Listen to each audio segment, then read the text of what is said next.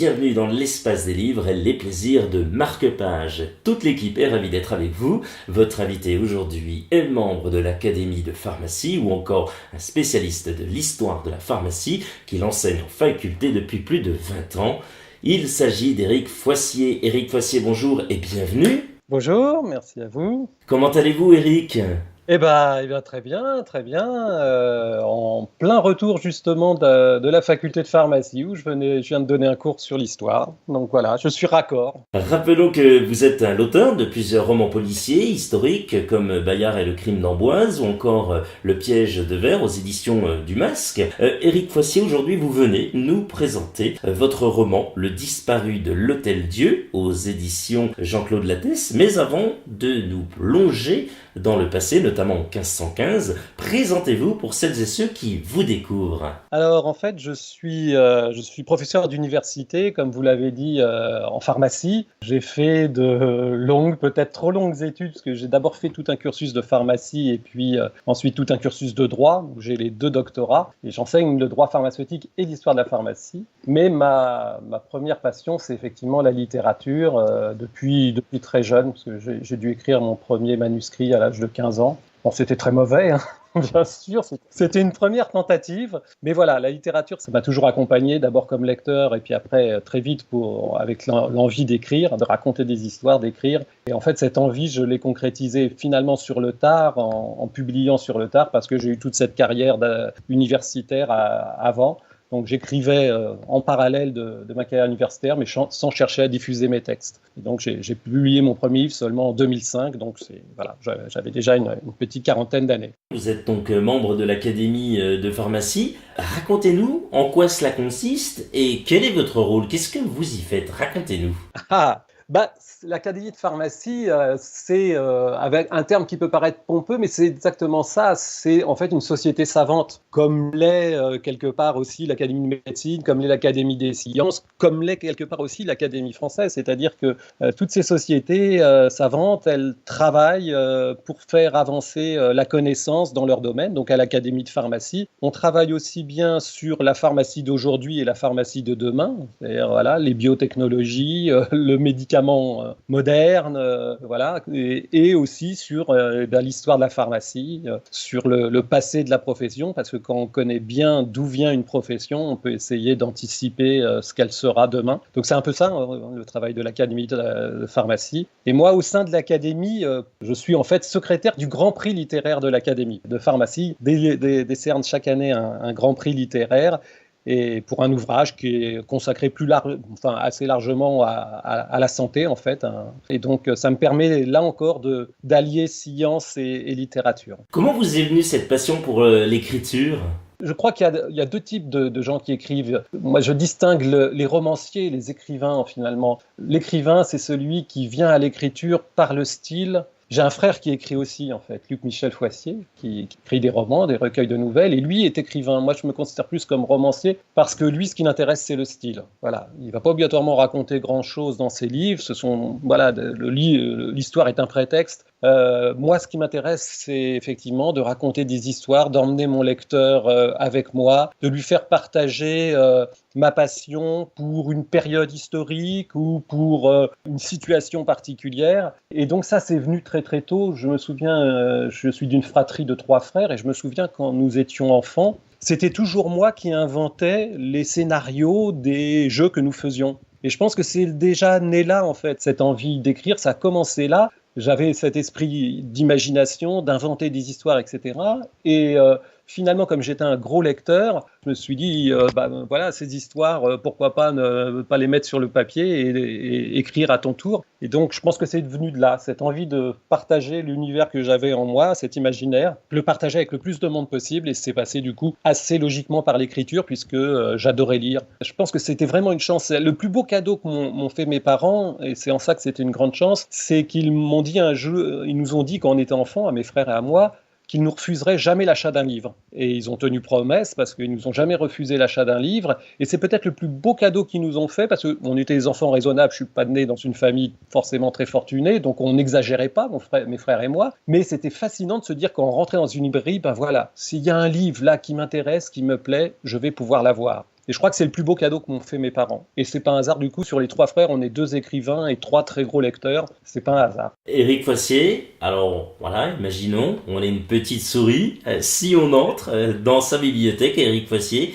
qu'est-ce qu'on va y retrouver principalement? Principalement rien.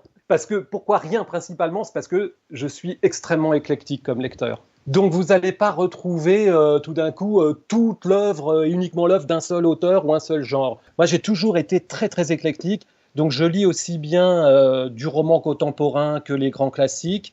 Je lis du théâtre, de la poésie, je lis des essais, je lis des livres d'histoire, évidemment, j'adore ça. Je lis de la science-fiction, je lis du roman policier, je lis, entre guillemets, de la littérature qu'on dit blanche.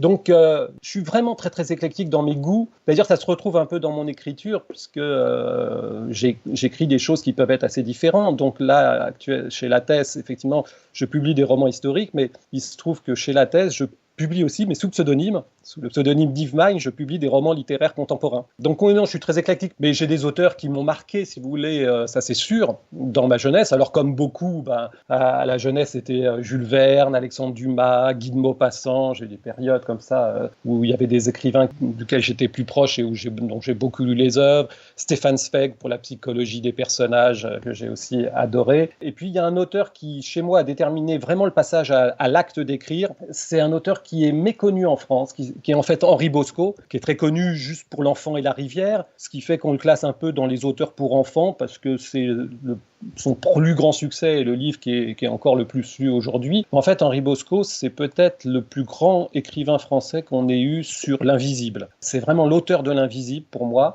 Et j'ai lu un jour, je devais avoir 15-16 ans dans ces eaux-là, j'ai lu un livre de lui qui s'appelle L'âne culotte, et ça m'a fasciné quand j'ai refermé ce livre, qui est un livre basé sur le charme, un enfant qui se retrouve charmé, au sens fort du mot, envoûté par un vieux bonhomme qui a des pouvoirs comme ça, de pouvoir apprivoiser les animaux, capturer l'âme des animaux, etc. Et ça m'avait tellement fasciné, j'avais été fasciné par cette histoire, que je me disais, c'est extraordinaire de pouvoir embarquer des lecteurs dans un univers comme ça, complètement onirique. Et en refermant les livres, je m'étais dit, mais c'est ça que je veux faire, quoi. Je veux pouvoir, moi aussi, raconter des histoires qui vont emporter le lecteur. Et ça a vraiment été pour moi le déclencheur. Donc Henri Bosco, ça reste un auteur pour lequel j'ai vraiment une tendresse particulière, parce que c'est vraiment lui qui a déterminé chez moi le passage à l'acte de l'écriture. Mais sinon, comme je vous disais, je lis vraiment plein d'auteurs très différents. Par exemple, comme quoi, c'est quoi le dernier livre que vous avez lu? Le dernier livre que j'ai lu, je suis en train de le lire, c'est le Ken Follett. Il est presque terminé, c'est La colonne de feu, le dernier Ken Follett,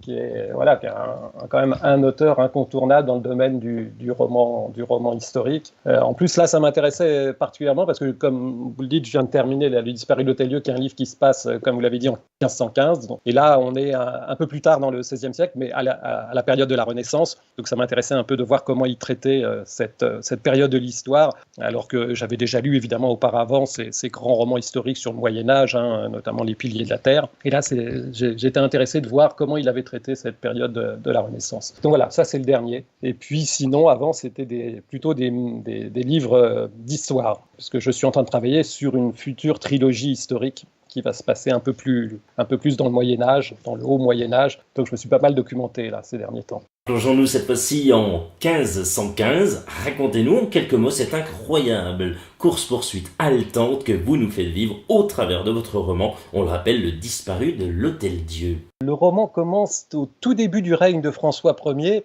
Et François Ier, quelques mois après avoir été couronné, donc en janvier 1515, va mettre sur pied une campagne d'Italie à la suite d'ailleurs de ce qu'avaient fait les 2 rois qui l'avaient précédé sur le trône de France, Charles VIII et Louis XII, pour aller conquérir un duché qui est le duché de Milan, puisque les rois français avaient des droits sur ce duché de Milan, sur le royaume de Naples d'ailleurs aussi. Et donc François Ier échafaude des plans pour aller conquérir ce royaume. Donc là, c'est le contexte historique du livre. Et en fait, le roman commence à l'Hôtel-Dieu, d'où le titre, Le Disparu de l'Hôtel-Dieu de Paris, avec un jeune garçon qui s'appelle Étienne, qui va se retrouver par le plus pur hasard, circonstances, en possession d'un mystérieux médaillon. Il va très vite se rendre compte que ce médaillon fait l'objet d'enjeux. Il est traqué par des hommes en noir qui envahissent l'Hôtel-Dieu pour récupérer ce médaillon, et pour leur échapper, il va plonger dans la Seine.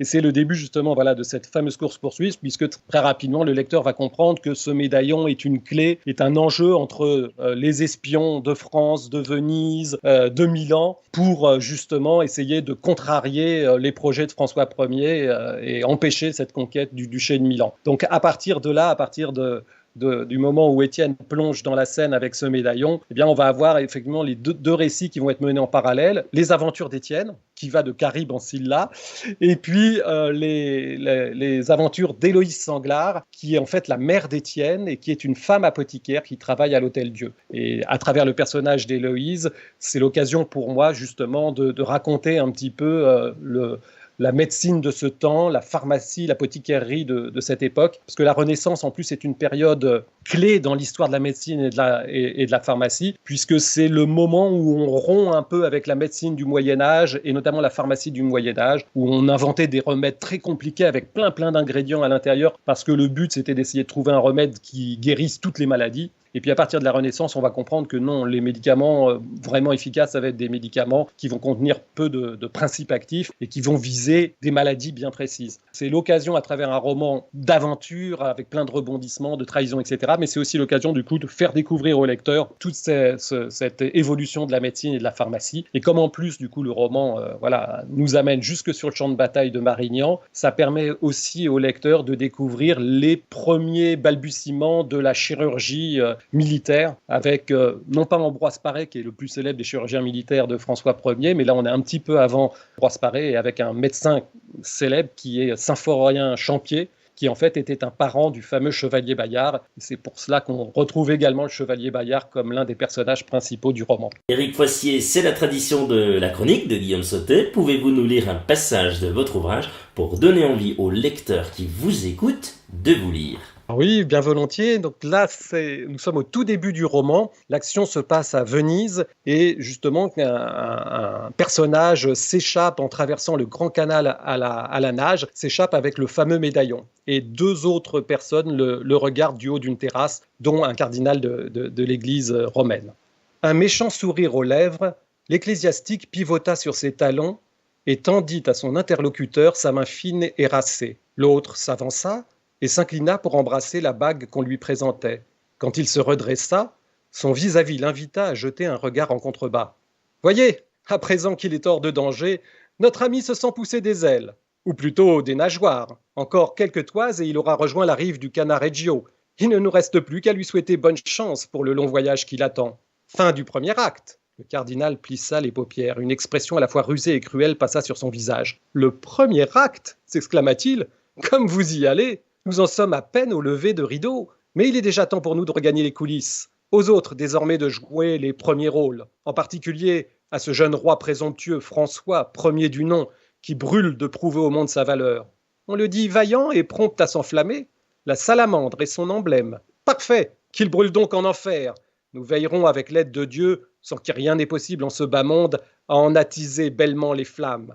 À cet instant, comme pour souligner les propos des deux hommes, le soleil émergea définitivement de la brume matinale et darda ses rayons sur la cité et sa lagune.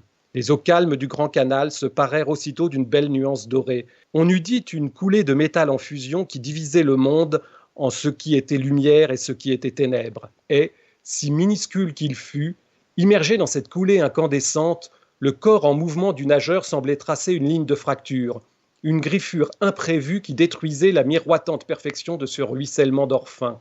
Par cette écorchure, le monde menaçait de basculer dans l'abîme, et s'apercevait, pour peu qu'on y prît garde, tout un cortège de trahisons, de crimes, d'aberrations et de démons engendrés du chaos. Mais, les deux hommes sur la terrasse mis à part, il n'y avait personne ce matin-là pour déchiffrer, à la surface du grand canal, les prémices d'un avenir incertain. Venise s'éveillait, belle et indifférente, et aux âmes innocentes le jour ne semblait se lever que pour en saluer l'impérissable beauté.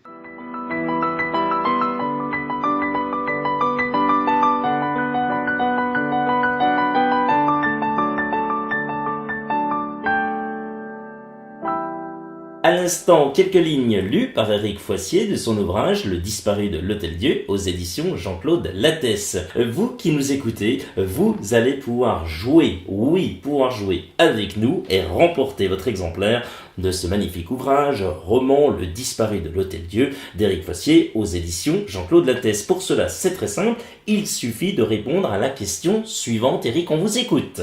À quelle célèbre famille de condottières François Ier cherchait-il à arracher le duché de Milan en 1515 ? Et donc de vous inscrire sous ce post de la page Facebook La Chronique de Guillaume Sautet en mettant votre réponse et bien sûr nous donnant vos noms et prénoms. Vous avez jusqu'à mardi 10 avril minuit pour jouer. Tirage au sort ce mercredi 11 avril en soirée. Toute l'équipe compte sur vous et de votre participation. Bonne chance à tous.